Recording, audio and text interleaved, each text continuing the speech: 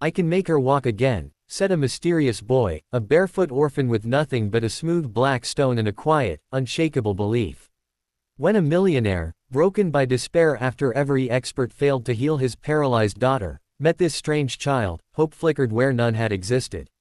Was the boy a miracle worker or a cruel illusion?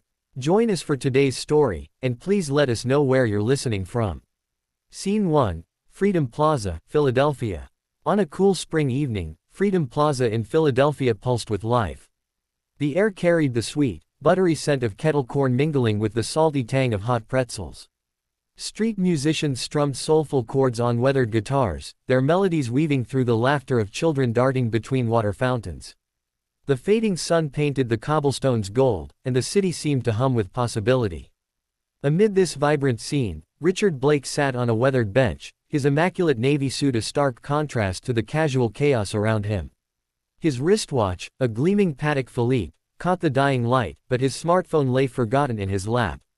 Beside him, in a sleek custom wheelchair, sat his 9-year-old daughter, Sara. Her small hands clutched a threadbare stuffed bunny, its once white fur now gray from years of love. Her eyes, once bright with dreams, stared vacantly into the distance, haunted by the weight of a life altered forever. 2 years ago, a car accident had stolen Sara's ability to walk. Since then, Richard, a logistics magnate whose empire spanned continents, had spared no expense. He'd flown in world-renowned neurologists, funded experimental therapies, and sought out clinics from Zurich to Singapore. Yet every expert delivered the same crushing verdict: Sara would never walk again. Each failure chipped away at Richard's hope, leaving him hollow. He glanced at his daughter, a lump rising in his throat. "Time to go, kiddo," he murmured, his voice soft but heavy with defeat. Then, a voice broke through the plaza's din. "Sir, I can make your daughter walk again." Richard turned, startled, to find a barefoot boy, no older than 8, standing before them. Dirt smudged his cheeks, and his clothes, a faded t-shirt and torn shorts, hung loosely on his thin frame. His feet, caked in dust, bore the marks of a life spent wandering. Yet his eyes, a deep hazel, held a quiet conviction that seemed to belong to someone far older. The boy, whose name was Micah Jameson, didn't flinch under Richard's scrutinizing gaze. He didn't beg or offer to sell anything. He simply stood there, unwavering, as if he carried a truth the world had yet to understand. Richard's first instinct was to dismiss him. "Do you know how many professionals, doctors with decades of training, have told me that's impossible? And you, a kid off the street, think you know more than them." His tone was sharp, protective, laced with the exhaustion of countless disappointments. "I don't need credentials," Micah replied calmly, his voice steady. "I just need your permission." Sara's head turned, her dull eyes sparking with curiosity. For the first time in months, Richard saw something else in her gaze, pure, unfiltered hope. She tugged gently at his sleeve, her small fingers trembling with excitement. "Dad, can we try?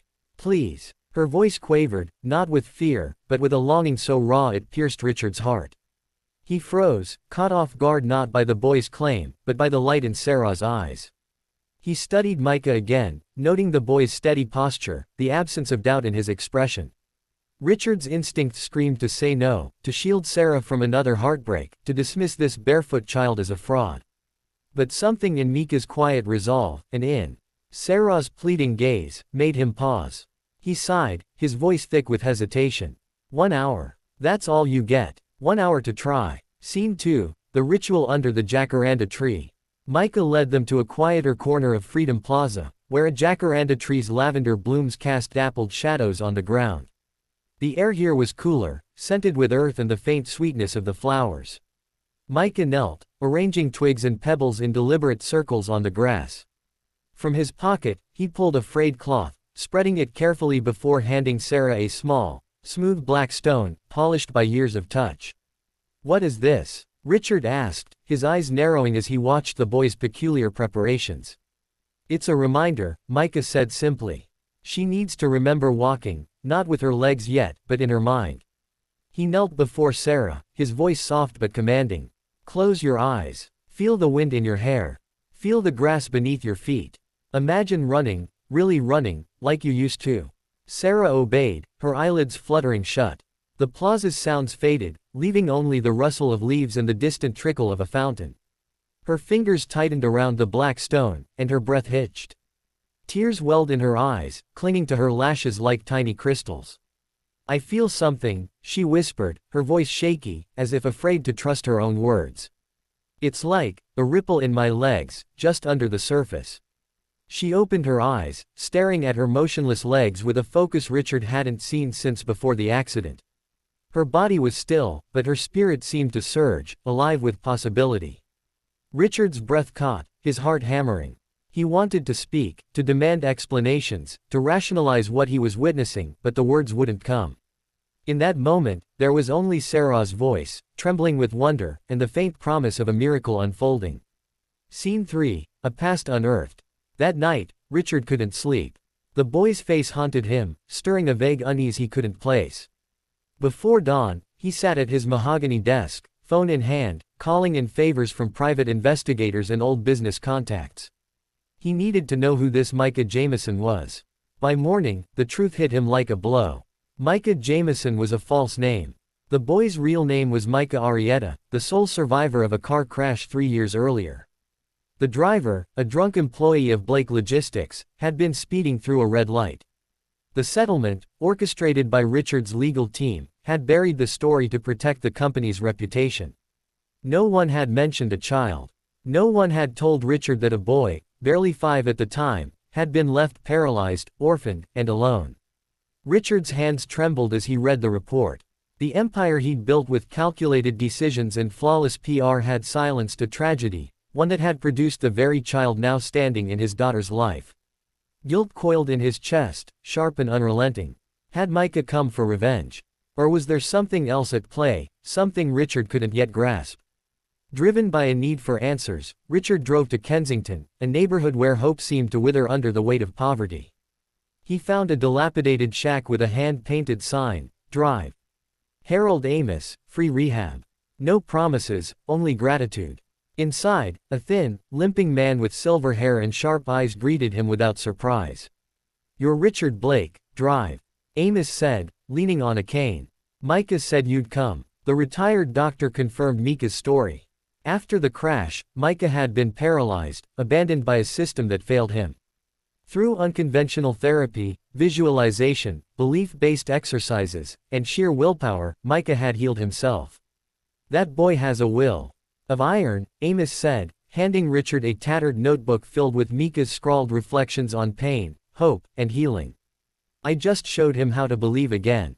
Richard left the shack clutching the notebook, his mind reeling. Micah hadn't come to destroy him. He'd come to offer something Richard's wealth could never buy: hope. Scene 4, a new beginning.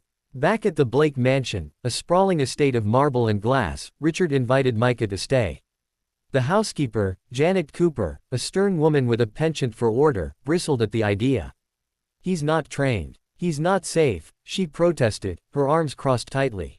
But Sara's face lit up when Micah arrived, her smile brighter than the sun streaming through the mansion's windows. Richard didn't care what anyone said. "He stays," he declared, his voice firm. A room in the greenhouse, with its walls of glass and scent of damp earth, was converted into a therapy space. Micah filled it with homemade braces, ropes, and weighted cloth balls. He and Sara began anew, their sessions a blend of play and perseverance. They laughed when they succeeded, and when they failed, they tried again. Every small movement, a twitch of a toe, a fleeting sensation, was a victory celebrated with high fives and shared grins. But progress was not linear. One rainy morning, Sara woke in agony, a sharp pain shooting through her back. She couldn't move, her face pale and contorted. Micah rushed to her side, his hands steady as he guided her through breathing exercises, but Janet called drive. "Crane, the family's neurologist. This ends now, drive," Crane declared, his voice clipped as he examined Sara. "This boy's methods are unorthodox, dangerous. She's in pain because of him." Richard was torn, his heart a battlefield of logic and emotion. Sara, choking back sobs, clutched his arm. "Don't send him away, Dad," she begged, her voice cracking. "He's helping me. I know he is." Her eyes, fierce with a fire Richard hadn't seen in years, held him captive. He looked at Micah, who stood silent, head bowed, waiting without argument. Richard's mind raced, protect Sara, or trust her. Finally, he spoke, his voice low but resolute. 2 more weeks. Show me progress, or it ends. Micah nodded, solemn but grateful. Sara exhaled, gripping the black stone in her palm like an anchor in a storm. Scene 5, the truce and the triumph. Dr. Crane, skeptical but intrigued, formed an uneasy truce with Micah. Together, they blended traditional physical therapy with Micah's belief-based visualizations. Sara struggled, her body pushed to its limits, her emotions raw. But Micah's quiet encouragement, "You're stronger than you know," and her own burning desire to reclaim herself kept her going. Weeks passed, each session a grueling dance of effort and hope. Sara's legs twitched more often now, her movements more deliberate. Richard watched, his heart swelling with pride and fear. He began to see Micah not as a threat, but as a mirror, a reflection of the resilience he'd forgotten was possible. Then, one crisp afternoon, with the household gathered in the greenhouse, it happened. Sara, braced by Micah's steady hands, stood on her own for 3 full seconds. Her legs trembled, but her eyes blazed with triumph. Richard dropped to his knees, tears streaming down his face. Dr. Crane, usually stoic, removed his glasses, his expression one of quiet disbelief. That night, the mansion's dining room, usually reserved for formal occasions, was transformed. Richard invited every servant, every staff member, to the table.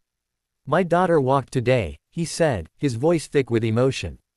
Not because of doctors, but because of a boy who believed. Scene 6, a new family. Later, in the small room Micah had been given, he found a legal envelope on his bed, his name written in careful script. Inside were adoption papers, bearing Richard's signature and the state seal. His eyes scanned the pages, disbelief warring with a fragile hope. Richard entered, his expression soft but serious. "You brought my daughter back to life," he said, his voice tight. "You gave her hope, joy, strength, things no one else could. You reminded me what it means to fight for someone you love. Let me give you something in return. A home, a family, a place where you'll never be alone again." Micah's tears fell silently as he nodded. Sara rushed in, wrapping her arms around him in a hug that needed no words. It was an embrace that said, "You belong here." Richard stood by the door, watching them, his chest full with a purpose he hadn't felt since Sara's birth. Scene 7, reflections and questions. Richard never told Micah about the crash, about the connection between their pasts. He couldn't bring himself to unearth that guilt, not when Micah had given him so much. Instead, he poured his energy into being a father, not just to Sara, but to Micah, too. But the question lingered, was it right to adopt the boy whose life his company had nearly destroyed? Richard wrestled with it in the quiet hours, wondering if his silence was cowardice or mercy. Micah, for his part, never asked about the past. His focus remained on Sara, on the future, on the belief that had carried him through his own darkness. Sometimes, the miracle isn't walking again. It's believing you were never broken to begin with.